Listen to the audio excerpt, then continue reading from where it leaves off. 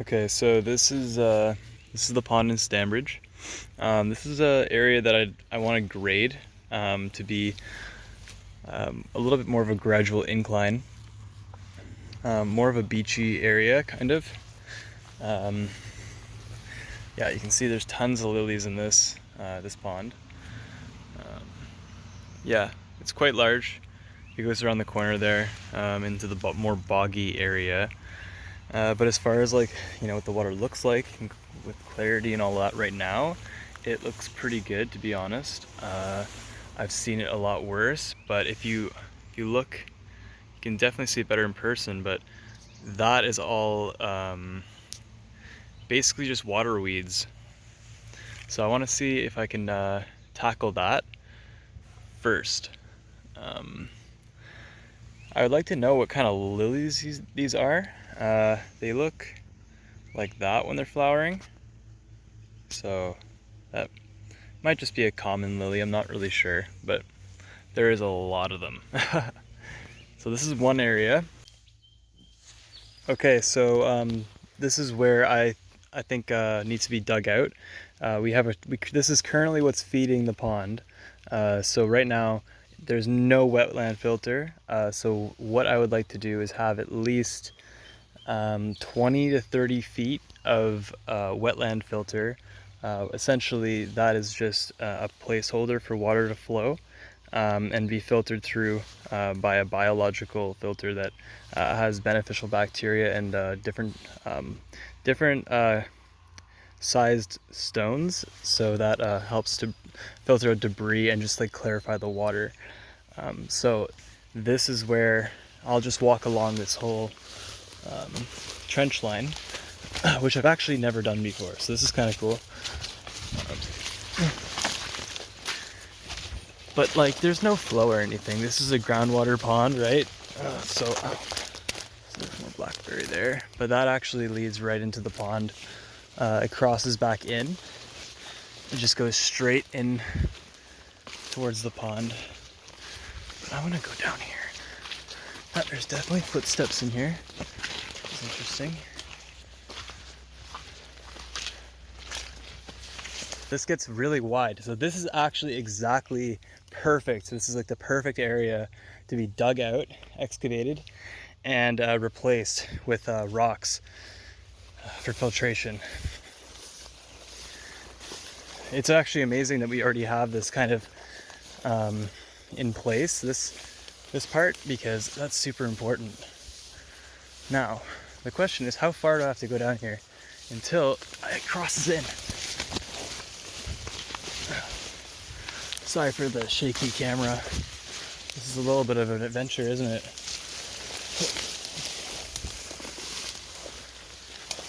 My pants are absolutely soaked, but that's fine. Yeah, so wow. Now we can see the water's really collecting. Nice. Yeah.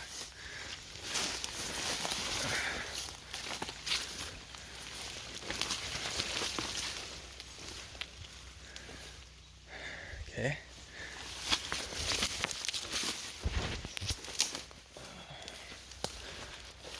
Okay, this is where it probably, yeah. Okay. So this is where, and actually there's an inlet from farther down there. That looks very, I don't know what's down there. I have no idea what's down there. That's so weird. I know that the field starts right here. There's a farmer's field here.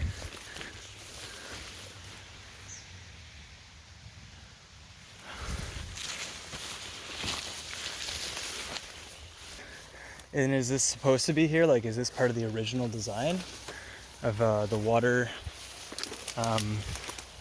drainage for this field? And if we blocked it off, we don't really know what would happen. So that is something I'm gonna ask Buddy about, because maybe he knows about that. But this goes quite far. This goes quite far back here. I'm kind of surprised, because I didn't even know about this. This just goes completely straight back, and it continues, and it continues, and it continues. So I don't know. Thing is, once there's one trench, there's many trenches. That's something I know for sure. Okay, yeah. What's this? And what's interesting is this is all just debris as well. So like, who knows how long this debris has been here. I think that we need to not have our water come from this area. So I'm going to end this video here because it's kind of a long way back. But I'll show you in the next video the area that I think where the pump should be and where the pump should actually pump the water to. If we could have enough. The thing is if we put the pump where the marshy area is, what I was talking about in the first video, that's a lot of piping we would need to get to, like, you know, somewhere where the inlet actually is to the pond. That's in the complete opposite. That's a long ways. That'd be way too much power needed. So we would need to have a shortcut essentially and maybe dig a new inlet. That might be a thing we would have to do as well. And that way we could actually have the water come from two areas. But anyways, I'll go explain that a little bit more in the next video. But yeah, this area as well, I need to clear this whole area. I want to replace all of this with a different type of seed. So I would have to remove all of this. I know that this is like a prickly bush, very invasive, not good at all. Okay. Wow, these are really big lily pads. This might be a different species. But yeah, so we have this rock here, and then we have over there, and this is also more of a beach area at one time, so that would be a good spot to grade as well. But the most shallow area is definitely over there, around the corner. Okay, so this is the shallowest end. It's very gradual, but also this stuff is no joke. Like, it is just gunk. It's just mud and gunk and build up sludge. So this is a big problem. This is where we need to dam it. Just make a dam right there, excavate all of this, and get it out of here somehow. Or we just move it. We can move it and make like an inclination somewhere else around here. We can just kind of move soil around. But yeah, this stuff maybe could be even used as fertilizer because it could be, who knows? I want to do some soil samples, so I'm gonna grab some soil from here and just in the water here. I'm gonna, you know, figure out a way to do that, get in a canoe or something. I'll do my best. And then, so anyway, once the dam is built, and we do that, we excavate here, I believe that the pump should be somewhere right here. And it should pump water, you know, it doesn't even have to pump water that far. Ideally, I would like it to pump it at least to like a part of where the forest trench is right now. And that is quite a ways, but yeah, that would be the ideal situation. If we didn't do it that way, we could just, you know, pump it up just to, like, you know, that big tree over there, right there, or, you know, just past the rock. But I think running it underground and digging a new trench, that's it's a pretty smart move for sure. And then kind of feeding it how it's being fed the whole time, because we have, like in the other video, I showed you that there's plenty of space in that trench to have a filter in, a pre-filter. So that's kind of what I'm thinking for revitalization stage whatever. I mean, honestly, there's a few ways of doing this. I think that the smartest thing to do is probably to do some chemical treatments as well. So, you know, to help out with the overall sludge, because like I've swum in this pond before and I've went to the bottom and like it hasn't been cleaned for 30 years, obviously. So, you know, there's like probably 2 feet of sludge. That's not even an exaggeration. So that's something that needs to be done as well in the future. So whether or not we do that first or second, I'm not too sure yet, but yeah, this is kind of what I'm thinking. Alright, so this is just week 2 of the pond restoration project. I've actually created a GoFundMe page, so I'm going to post this video on that. And I've created a YouTube channel, so I'll be updating that YouTube channel probably every couple weeks, hopefully. And yeah, I just want to update everybody on what's actually happened so far. So far we've done some removal of just tall plants that were taking over certain areas around the barns. So specifically this area, and the area on the around the corner here, that way. I'll show you that. Yeah, so this was like, you know, plants like this high, so pretty hard to maneuver through. We're gonna cut this back as well, a lot, and we even have a splitter for our wood. There's a bunch of trees that need to be cut, and all of this needs to be trimmed back as well. So, you know, like this is not actually around the pond, but it is on the same property as the pond. So we're kind of working this way. We're working, you know, from the road, there's the road. We're working this way into the forest, into the pond area. So I'm just gonna do a walk around. We have some big fallen trees over here, so we're gonna take some lessons from our uncle, and we are gonna learn the chainsaw properly, because we need to cut these and, you know, get this area all cleared out as well, for sure.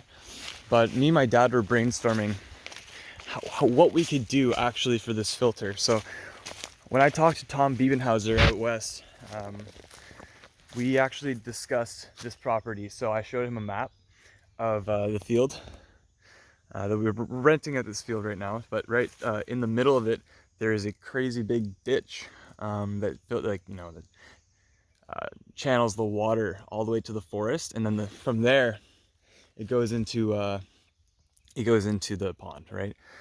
So what me and my dad were thinking was actually building this area up and pumping, getting 2 pumps. So one pump would take the water from the pond up here, and then we would circulate it in here. And then from here, we would have another pump that pumps it into the ditch and into the forest. And that would actually just make it easier for the pumps, because, you know, like we need to look at how big of a pump we're actually gonna get, or because it's either 1 pump or 2 pumps, and if it's 1 pump, it's going to be a really, really big pump, and it could be very loud, and if it goes down, then we got a big problem. So I think doing it this way is actually good. And Tom Biebenhauser said actually that it would be smart to make another pond right here, because just based off of his analysis of the landscape, he said that the water would pool right behind these trees, right at the end of the garlic field. Let's see if we can get a better view, but I doubt it. Yeah, so like right up in this area, pretty much, it pools water a lot, and so I think we could actually, you know, use that to our advantage. So this is the path to the pond from the house. That area that I was just showing you is just behind those trees.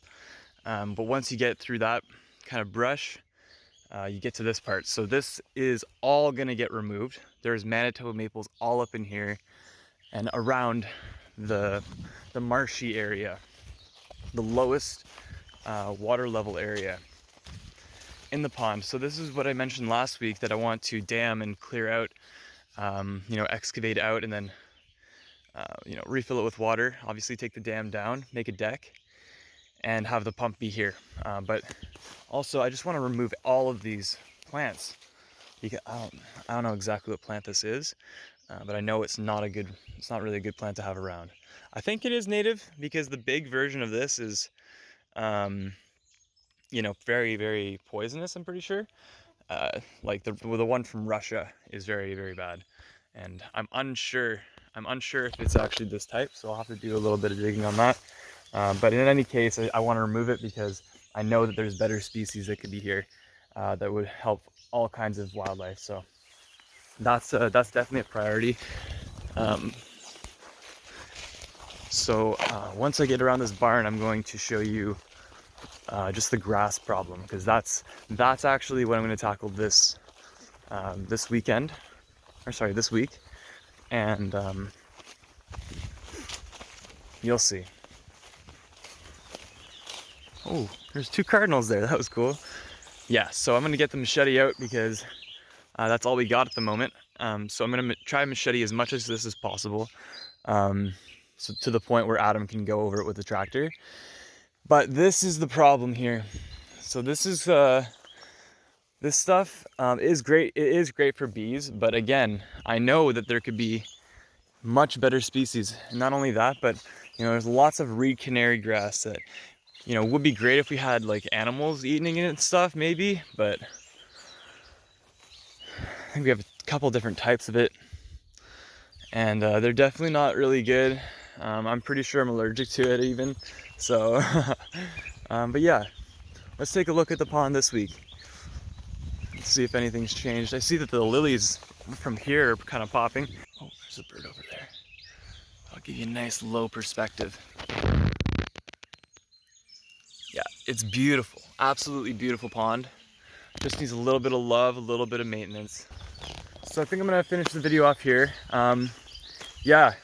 Please send me an email, hayden.w.baker@gmail.com if you have any questions or want to contribute. We have a GoFundMe page up right now. This video will be posted on that, like I mentioned earlier. Thank you so much for watching to the end of the video. Please subscribe to this channel if you're interested in the project. And yeah, thanks again. Have a good day. Stay buzzing, stay happy.